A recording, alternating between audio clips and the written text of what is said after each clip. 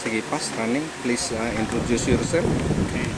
Ako po ay si Virgilio Inocencio, as pastor ng City Community Church dito sa Puerto Princesa, Palawan. Nagsimula yung gawain namin last February of 2012 until to this day. Nagpapatuloy pa kami. And by the grace of God, lumalago siya. Nagsimula kami ng mga 30 people lang at last Sunday,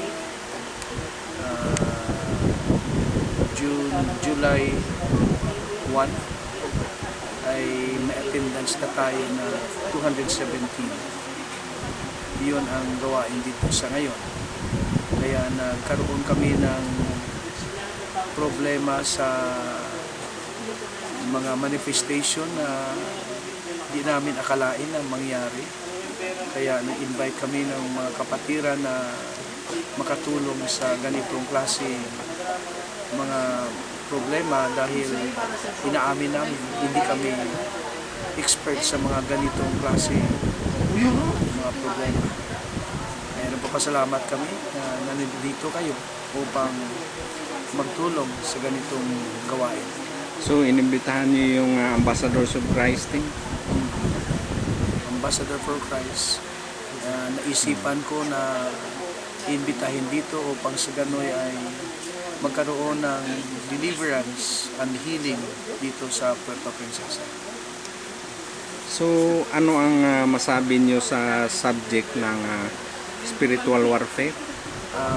Ako nagpapasalamat una sa lahat dahil sa spiritual warfare na topic natin, marami ang una-una na deliver at nagkaroon ng mga deliverance ang buhay ng mga tao dito.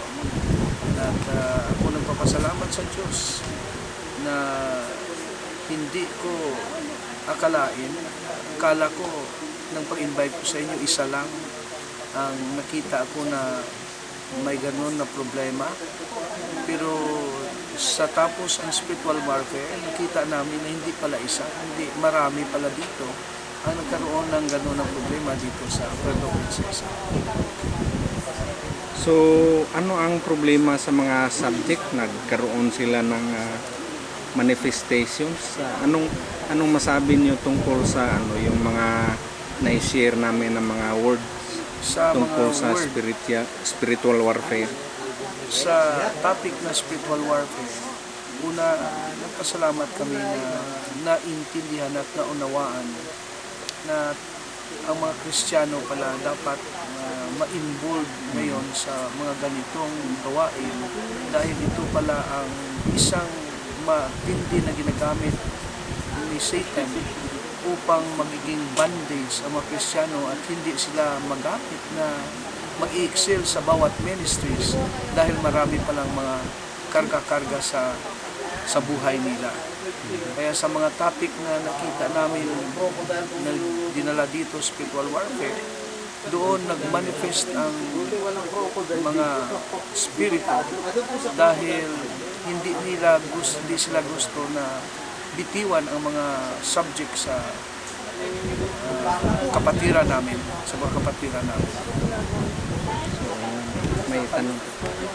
Okay, so Now, when it comes sa nakuha namin na message, nagpapasalamat ako dahil nakita namin ang amin sarili kung hanggang saan lang kami at nakita namin kung paano pala tinulungan nyo kami na sa sunod na mga pagkakataon may mga basic na kami na nalaman kung paano pala isagawa ang mga ganitong problema, mga possessed or obsessed na mga tao.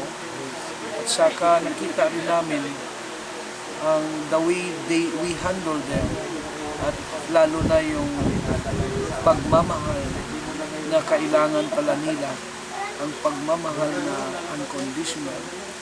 At nakita din namin na sa ngayon, kailangan pala hindi lang sa ngayon, kung hindi pala dapat may continuity until na ma-deliver ang tao totally and they will be a part of the ministry of the Lord, and they will be used also to minister to other people in the coming days or years.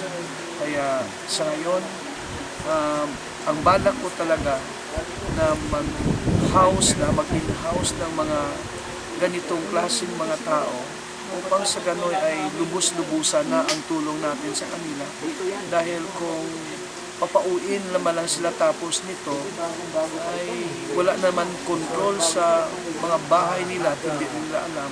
Kaya mas maganda pala, nakita ko, na dapat pala i-in-house sila upang sa gano'y magkaroon ng total deliverance ang buhay nila. So nagpapasalamat ako sa Ambassador for Christ na nakita ko ang isang hamon sa ministry na ganito pala. At nagpapasalamat ako din sa Panginoon dahil tinuruan kami kung paano sa gawa ito kung darating sa sunod naman namin na mga encounters dito sa Puerto Princesa. So, amen. So, that's all, Pas. Thank you very much for your participation. So, God bless you. Maraming salamat din sa inyo. Sige. Thank you.